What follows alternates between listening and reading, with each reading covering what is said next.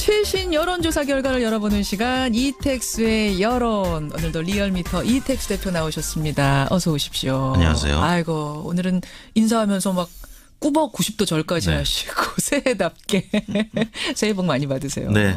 김혜권님도 새해 복 많이 받으십시오. 아까 김성환 평론가께서는 새해 소망을 아주 솔직하게 돈 많이 벌고 싶습니다 하셨는데 이택수 대표는 어떠세요? 저는 입대 2년 차에 들어간 큰아들 건강 수도를 방위하고 있습니다. 수도방위 사령부에서 열심히 지금 근무를 하고 있기 때문에 김영권님과 제가 이렇게 방송을 할 수 있지 않나. 아까 전에 군인 한 분 연결한 거 들으셨어요? 네, 들었습니다. 오다가 들었습니다. 뭉클하셨겠어요. 그럼요. 들으면서. 네. 지금 많은 분들이 사실은 아들 군대 보낸 분들이 문자 오늘 유독 많이 주고 계시는데 이택수 대표가 그중 한 분. 네. 아드님 건강하게 나라 잘 지켜주기를 저도 바라면서 이렇게 개개인의 소망이 있다면요. 사회적인 차원에서도 소망이 있습니다. 네. 지금 많은 분들이 문자 보내주고 계시는데 어떤 거 들어오고 있어요. 위에 좀 문자 쭉 보면서 소개해가면서 오늘 진행을 하죠. 2018년 여러분이 사회에 기대하는 소망은 뭡니까? 라는 스페셜 여론조사 뉴스쇼 스페셜 여론조사를 돌려봤습니다. 어떻게 조사하셨어요? 네, 저희가 지난주 금요일인 12월 29일 전국 19세 이상 성인 9,571명에게 접촉을 해서 최종 501명이 응답을 완료했습니다. 5.2%의 응답률이었고요. 무선 전화 면접 및 유무선 자동응답 혼용 방식이었습니다. 표본 오차는 95% 신뢰 수준에서 플러스 마이너스 4.4%포인트였는데요. 2018년 최대 역점 정부 과제가 무엇인지 조사를 했습니다. 정부가 반드시 해결해야 할 최대 역점 과제를 하나 꼽아주십시오. 이런 거죠? 8가지의 보기가 있었는데요. 가장 많은 응답을 한 보기는 적폐청산 31.2%로 가장 높게 나왔고요. 그다음에 일자리 확충 17.3%, 양극화 해소 11.2%, 북핵 문제 해결 11.2%로 3, 4위 동률이었습니다.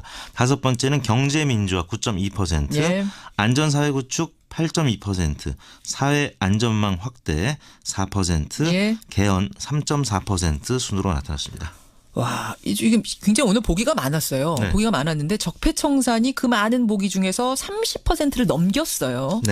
2위하고도 차이가 많이 나는 일이네요. 그렇습니다. 적폐청산.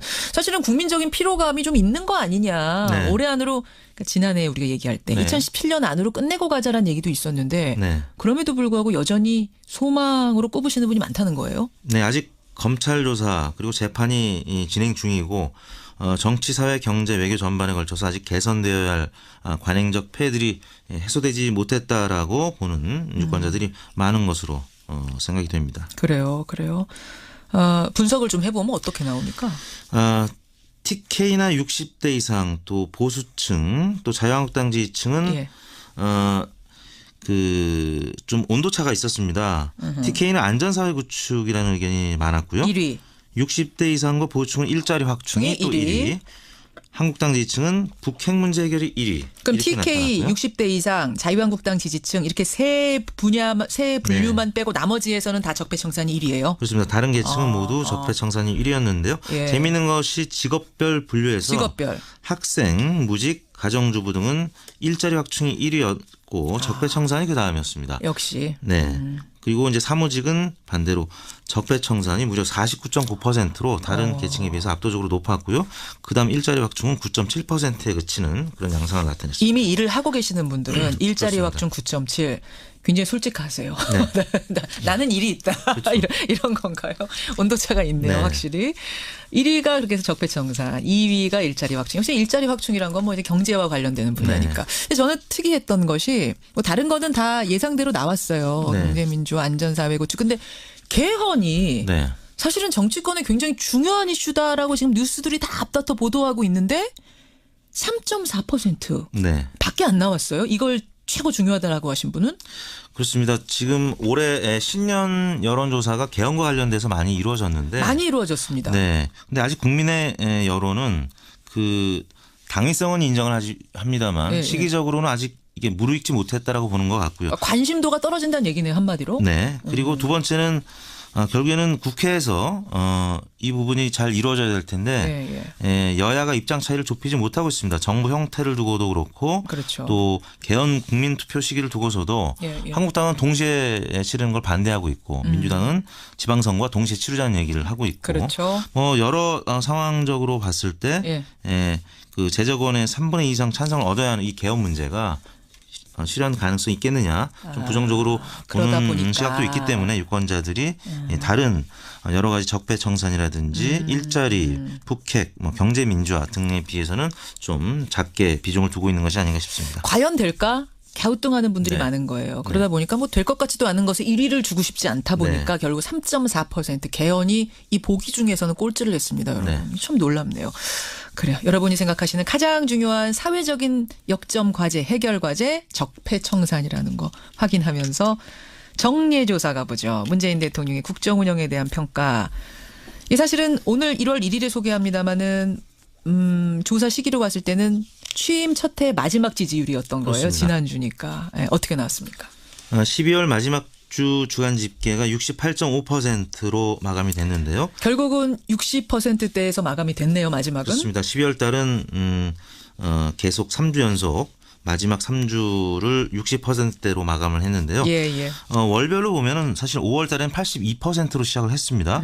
6월 달에는 75.8%, 7월 74.4%, 8월에도 72.7% 계속 고공행진을 했습니다. 그런데 북한의 6차 핵실험 이후인 9월, 10월 달에 68%를 각각 기록했고 반면에 이제 한미 정상회담 등 각종 정상외교가 이어지고 한중 관계 회복 기대감이 컸던 11월 달에는 71.2%로 다시 70%를 회복했었는데요. 지난 12월 달에는 60%대 후반으로 마감을 한 것 같습니다. 이번 주에 하락한 이유는 결국은 제천 화재 사고 영향이 있을까요? 네, 제천 화재 참사 책임 논란이 계속 주초에 이어졌었고요. 또 청와대 직원 탄저균 백신 접종 관련 보도, 또 임종석 비서실장 중동 특사 파견 논란 등으로 주초에 워낙 약세로 출발을 했습니다. 물론 이제 탄저균 백신 접종 논란은 여러 가지 사실과 다른 이야기가 전해졌기 때문에 청와대나 민주당 입장에서 굉장히 억울한 측면도 있는데요. 목요일 날 박근혜 정부의 위안부 이면 합의 논란과 개성공단 중단 구도 지시 논란이 있었던 28일 69%로 다시 반등을 했고 또 첫 번째 특별 사면 단행이 있었던 금요일 날 69.3%로 좀 올랐는데 주초에 약세를 기록했기 때문에 70%에 이르지 못했습니다. 68.5%로 결국 대통령 지지율 68.5%로 지난해는 마감했습니다. 다음 주에는 또 어떻게 될까? 이거 좀 기대해보고 정당 지지율은 어떻게 마감이 됐어요? 네, 민주당이 50.3%로 1.7%포인트 빠지긴 했습니다만 50%대를 지켰고요. 자유한국당은 1%포인트 하락한 16.8%를 기록했습니다. 국민의당은 여러 논란 속에서도 이른바 컨벤션 효과라고 하죠. 1.3%포인트 올라서 6.2%를 기록했고요. 국민의당 사실은 지금 갈등 상황이 최고죠. 이대로 갈 수 있느냐 깨지느냐 하는 정도인데도 어쨌든 언론에 계속 이름이 오르내리니까 그렇습니다. 올랐네요. 6.3%. 정의당이 5.7%로 0.5%포인트 올랐고요. 바른정당은 큰 변화 없이 5.6%로 12월 달을 마감했습니다. 민주당은 결국 50.3%. 이제 여론조사 분석 전문가가 오셨으니까 제가 여쭙는 건데 어떤 당이 50%대를 이렇게 한 해 동안 꾸준하게 기록하는 게 이게 쉬운 일이 아니지 않아요? 과거를 보면. 그렇죠. 이제 집권 초에 뭐 한 몇 달 동안은 50%를 넘을 수는 있는데 지금 집권 초가 사실 이제 이미 한 6개월 정도 지났는데도 불구하고 50% 전후를 기록하는 것은 굉장히 높은 지지율이고요.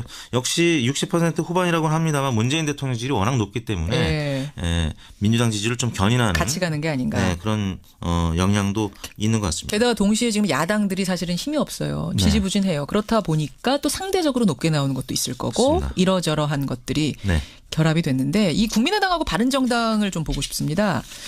지금 사실 단순 비교하면 어떻게 되죠 지금? 국민의당이 6.2%, 바른정당 5.6, 합하면 11.8 이렇게 나와야 되는데 12%로 나타나고 있습니다. 정말 만약 통합이 이루어진다면 진짜 이 정도가 나올 것인가 어떻게 예상하세요? 문항 보기 혹은 질문을 어떻게 하느냐에 좀 다른데요. 문항 보기에다가 이 통합 정당 보기를 넣고 또 한편으로 방금 박지원 전 대표 나왔습니다만 박지원 전 대표 등이 지금 이탈할 가능성이 있기 때문에 이탈하는 의원들의 교섭단체 혹은 정당을 포함을 시키면 또 그 교섭단체나 정당이 한 3 내지 5%포인트가 가거든요. 그렇기 때문에 이탈파에 대한 설명이 없다면 2등으로 올라가는 여론조사 결과도 나오는데 현실적으로 이탈파가 발생하지 않을 수가 없기 때문에 뭐 그 경우에는 지금과 같은 자유한국당이 2위로 계속 나타나는 결과들이 이어지고 있습니다. 여전히 그런 식으로 분석이 되는군요. 네. 자, 어떻게 조사를 하셨는지를 네. 지난주에 우리가 아나운서가 설명을 쭉 네. 했죠. 그랬더니 많은 분들이 그냥 이택수 대표가 버벅거리면서도 새해하시는 게 낫겠습니다라는 결론이 나와서 그냥 하세요. 네, 이번 조사는 지난 화요일부터 금요일까지 12월 26일부터 29일까지 나흘 동안 전국 19세 이상 유권자 39,063명에게 통화를 시도해서 최종 2,007명이 응답을 완료했습니다. 5.1% 응답률이었고요. 조사 방법은 동일했습니다. 표본 오차는 95% 신뢰 수준에서 플러스 마이너스 2.2%포인트였습니다. 그래요. 고생 많이 하셨고요. 청취자 장기영 님이 이택수 대표님 건강하십시오. 소원 성취하십시오. 이런 격려 문자도 주셨어요. 네, 5% 체중 감량이 목표입니다. 꼭 이루시기를. 네, 70%대 몸무게. 날렵한 모습으로 뵙기를. 고맙습니다. 네, 감사합니다.